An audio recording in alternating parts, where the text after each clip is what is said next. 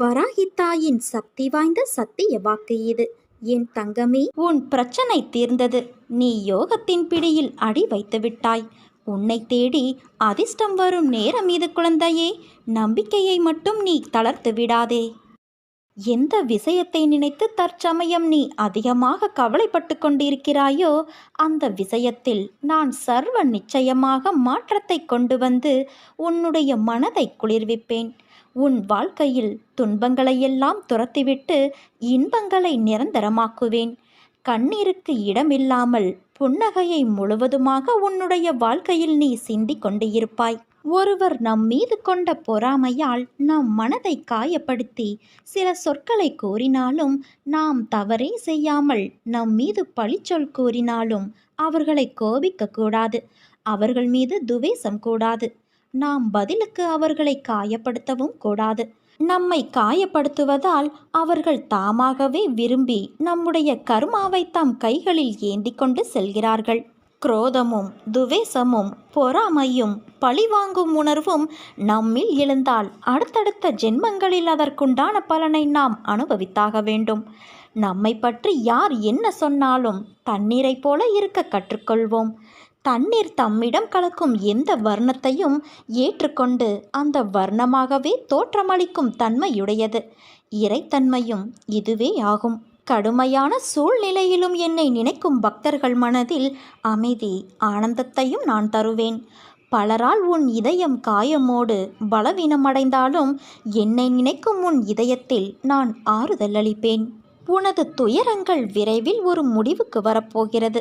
தேவையில்லாமல் கண்களை கலங்க வைக்காதே. மகிழ்ச்சியாக இரு. நான் இருக்கும்போது நீ எதற்காகவும் கலங்கக்கூடாது. என்னை மீறி எதுவும் நடக்கப் போவது இல்லை. உன்னை நான் தேர்ந்தெடுத்து நான் வசிக்கும் இடத்திற்கு வரவழைத்தேன். எப்படிப்பட்ட சூழ்நிலையிலும் நீ கலங்காதே குழந்தையே. என் வாக்கு என்றுமே பொய்யாகாது. எந்த சூழ்நிலையிலும் உன்னை நான் கைவிட மாட்டேன். நீ நம்பிக்கையோடு இரு. உனக்கு என்ன வேண்டும்? வேண்டியதை நீ எடுத்துச் செல். என் கஜானாவின் வாயிற்கதவுகள் உனக்காக எப்போதும் திறந்து இருக்கும். எது உன்னிடத்தில் சேர வேண்டுமோ அது உன்னிடத்தில் தானாகவே வந்து சேர்ந்துவிடும். அனைவரும் வியக்கும் வண்ணம் நீ உயரக்கூடிய கால நேரம் இது. நிம்மதியாக மகிழ்ச்சியாக இரு. உன் கர்ம பலன்கள் விலகப் போகிறது. வாழ்க்கையில் பெயர் புகழ் பெற்று நீ உயரப்போகிறாய் குழந்தையே. உன்னை இன்று வழி நடத்தி செல்லும் ஆசான் நான். நித்தியப்படி வழங்க நான் சற்று தயங்கி தயங்கி யோசித்து நின்றால் நீ சற்று யோசித்துப்பார் என்ன நடந்திருக்கும் என்று. நீ கேட்டு நான் எதையும் செய்ய வேண்டிய அவசியமில்லை. எந்த சூழ்நிலையிலும் நீ கடந்து வந்த பாதையை மறக்காதே. உன்னோடு உன் அன்னையான நான் இருக்கிறேன் என் குழந்தையே. உன் கண்முன்னால் நான் அமர்ந்து கொண்டு இருக்கிறேன். உன்னுடைய செயல்களில் மாற்றத்தைக் கண்டு என்னை முழுமையாக ஏற்றுக்கொண்டு நீ என்னை காண துடிப்பாய். அப்போது நான் உன் கண்முன்னே தோன்றும்போது உன்னால் பேச முடியாமல் கண்களில் ஆனந்த கண்ணீர் வழிய நீ வாயடைத்து போவாய். உன் கிரகத்தில் நான் வாசம் செய்யும்போது நீ எதற்கும் கலங்கக்கூடாது. நான் இருக்கிறேன். அனைத்திலும் இருந்து உன்னை நான் விடுவிக்கப் போகிறேன். உன்னை நான் உயர்த்தி பார்க்கப் போகிறேன். கலங்காதே. உனக்கு வேண்டியதை செய்ய நான் இருக்கும்போது எவரிடத்திலும் போய் நீ நின்று கொண்டு இருக்காதே. உனது தேவையை பூர்த்தி செய்ய யாசகம் பெற்று உனக்கு தருவதற்காக உன் அன்னையான நான் காத்திருக்கின்றேன். ஒரு மனிதனின் வாழ்வும் தாழ்வும் உயர்வும் மேன்மையும் வீழ்ச்சியும் மாற்றியும் அவனது நாவில்தான் குடியிருக்கிறது. அந்த நாவிலிருந்து வரும் வார்த்தையை வைத்தே இவற்றை அவர்கள் எடை போடுகிறார்கள். ஒருவரிடம் நட்பு கொள்வதும் பகைமை கொள்வதும் உயர்வான மதிப்பை பெறுவதும் இகழ்ச்சியடைவதும் கூட இந்த நாவினால் தான் வருகிறது. அதனால் ஒரு முறை பேசுவதற்கு முன்பு பல முறை யோசனை செய் என்றார்கள். எதை கொட்டினாலும் மல்லி விடலாம். வார்த்தையை கொட்டினால் அள்ள முடியாது. வில்லிலிருந்து சென்ற அம்பும் வாயிலிருந்து சென்ற சொல்லும் இலக்கை தாக்காமல் விடாது. அதை திரும்ப பெறவும் முடியாது. தீயினால் சுட்டால் புண்ணாகி ஆறிவிடும். ஆனால் நாவினால் சுட்டுவிட்டால் ஆறவே ஆறாது. சொல்லாத சொல்லுக்கு நீ முதலாளி. சொன்ன சொல் உனக்கு முதலாளி. இப்படி பல விஷயங்கள் சொல்லை பற்றி இருக்கிறது. அதை பற்றி பேசுவதற்கு முன்பும் நிதானம் தேவை குழந்தையே. நாம் பேசுவதற்கு மட்டும்தான் நிதானம் தேவை என்று இல்லை. பிறர் பேசுவதையும் நிதானமாக கேட்க கற்றுக்கொள்ள வேண்டும். பிறர் பேசும்போது குறுக்கே பேசுவது, வார்த்தைக்கு வார்த்தை எதிர் வார்த்தை பேசுவது, எதிரில் பேசுபவர் முழுவதையும் கேட்காமல் உடனே பதில் கூறுவது, எரிச்சல் அடைவது போன்றவற்றை செய்யாமல் எதிரில் இருப்பவர் என்ன பேசுகிறார் என்பதை முழுமையாக கேட்க வேண்டும். நான் கூட உன்னிடம் பல வழிகளில் தினமும் பேசிக்கொண்டுதான் இருக்கிறேன். ஆனால் நீ அதை கவனிப்பது இல்லை. அதற்கு மாறாக நீ மட்டுமே என்னிடம் பேசுவதாக நினைத்து புலம்பிக் கொண்டு இருக்கிறாய். இனிமேல் நீ யாரிடம் பேசினாலும் பேசுவதற்கு முன்பு இதை பேசலாமா வேண்டாமா என்பதை பலமுறை யோசனை செய். புறங்கூறுதல், அதாவது ஒருவரை பற்றி பின்னால் பேசுவது, பிறரை தூற்றி எதிரில் இருப்பவரை புகழ்ந்து பேசுவது, காரியத்தை சாதித்து கொள்ள நயந்து பேசுவது போன்றவற்றை விட்டுவிடு. உண்மையை உள்ளபடி சொல். பொய்யை சொல்லும் அவசியம் வருவதை தவிர்த்துவிடு. பிறர் உன்னை ஆதிக்கம் செலுத்தும் வகையில் பிறரை அதிகமாக உன்னிடம் பேச விடாதே. நீயும் பிறரிடம் சிக்கிக்கொள்வதைப் போல பேச்சை விட்டுவிடாதே. இன்றிலிருந்து வார்த்தைகளை வெளியே அதிகம் கொட்டாதே. என் வார்த்தைகள் மீது நம்பிக்கை வைத்து செயல்படு என் குழந்தையே. என்னையே நம்பி தஞ்சமடைந்த உன்னை என்றும் நிர்கதியாக விடமாட்டேன். ஒருபோதும் கைவிட மாட்டேன் என்பதையும் நீ உறுதியாக நம்பு. உன் பிரச்சனையெல்லாம் தீரப்போகிறது. வாழ்க்கையில் சில நிகழ்வுகள் நீ விருப்பப்பட்டு நடக்காமல் இருக்கலாம். ஆனால் என்றும் உனக்கான நல்லது எதுவோ அதுவே நடக்கும். உன் விருப்பமில்லாமல் உன்னிடம் ஒரு நிகழ்வு வருகிறது என்றால் உன் அன்னை உன் அருகில் உனக்கான நல்லதை எடுத்து தருகிறேன் என்று நம்பிக்கை கொள். நீ விரும்பியதை மட்டும்தான் உன் கண்கள் பார்க்கும். உனக்கான நல்லதை நீ பார்க்க மறந்து விடுவாய். அதை உன் கண்கள் பார்க்கும் வண்ணம் நான் செய்வேன். உன்னை படைத்தவன் நான் என்று நீ உணரும்போது உனக்கானதையும் சேர்த்துத்தானே படைத்திருப்பேன். எல்லாம் தக்க நேரத்தில் வந்து அமையும்.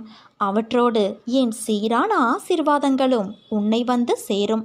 நீ சுபிட்சமாய் சந்தோஷமான நிம்மதியான வாழ்வை வாழ்வாய். வாழ்க்கை என்பது ஒரு பட்டம் போல. அதன் நூல் உன் கையில் இருப்பதால் தான் அது நகர்கிறது என்பது நினைப்பது எவ்வளவு தவறோ அதே போலத்தான் உன் வாழ்க்கையில் நடக்கும் சில விஷயங்கள் எல்லாம் கஷ்டங்களும் முடிவடையும் காலம் என ஒன்றும் நிச்சயம் வரும். அதனால் எதை குறித்தும் நீ மனம் கலங்காதே.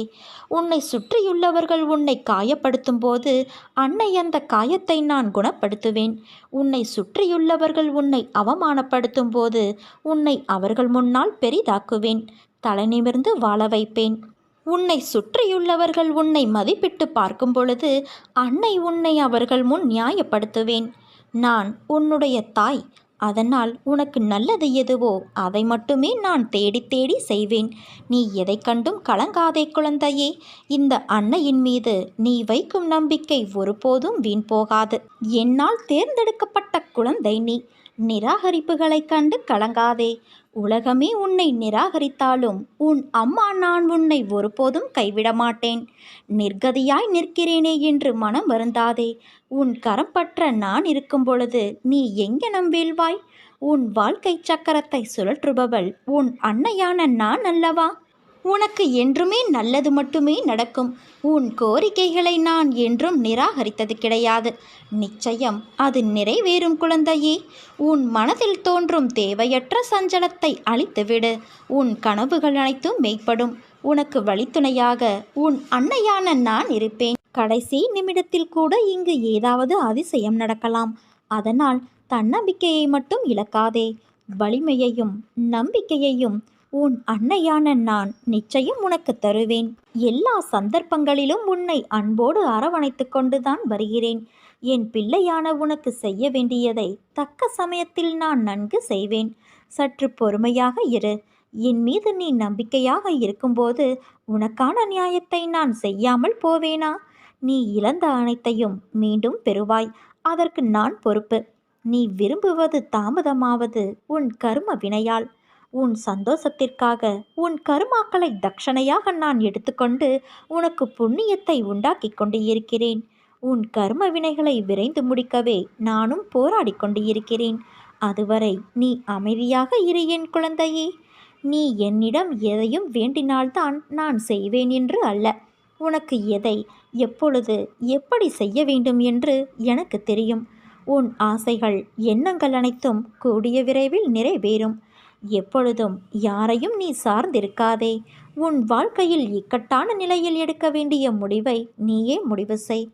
உன்னுள் இருக்கும் நான் அதற்கு உதவியும் புரிவேன். ஆனால் நீயோ உன் மீது அன்பும் அக்கறையும் இல்லாத உன் சுற்றத்தார்கள் சில பேரிடம் சென்று அறிவுரை கேட்கிறாயே, ஏன்? எவர் மீதும் கோபம் கொள்ளாதே, அது கொடியது. உதவி புரிபவர்களிடமும் மட்டுமல்லாமல் உதாசீனப்படுத்தியவர்களிடமும் கூட நீ கோபம் கொள்ளாதே. அனைவரிடமும் அன்பாக பேசு. நீ வருத்தப்படுவதால் இங்கு எதுவும் மாறாது. நம்பிக்கையோடு கம்பீரமாக உன் குறிக்கோளை நோக்கி செல். நீ அதை அடைய நான் உனக்கு துணை இருப்பேன். இது என் சத்திய வாக்கு. நான் உன் முன்னேதான் சென்று கொண்டே இருக்கிறேன்.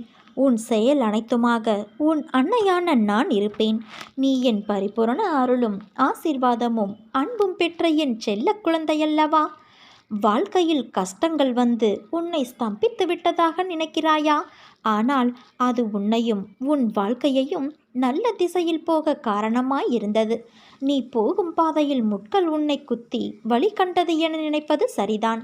ஆனால் அந்த முட்கள் உன் கால்களில் குத்தாவிட்டால் நீ மேலே நிமிர்ந்து கொண்டேதான் நடந்திருப்பாய். கீழே குனிந்து பாதை எப்படி இருக்கிறது என்று பார்த்திருக்க மாட்டாய்.